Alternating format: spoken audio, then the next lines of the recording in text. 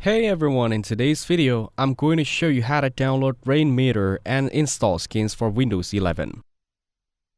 First, open a web browser and search for Rainmeter. Then, click on the official Rainmeter link.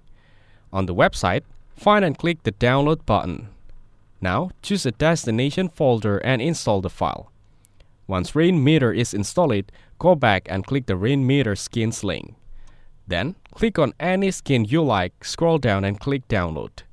Now, choose a folder and save the file. Next, open the downloaded file from the top right corner of your browser. Select the type of install and click next. Then, choose the destination folder and click on install. Finally, click finish to complete the setup.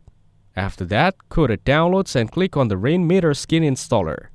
Now, click on install. Next, choose your preferred language, weather, and time format like 24-hour or 12-hour clock. Once you set it up, you'll see the screen appear on your desktop. You can also adjust and customize it on the screen.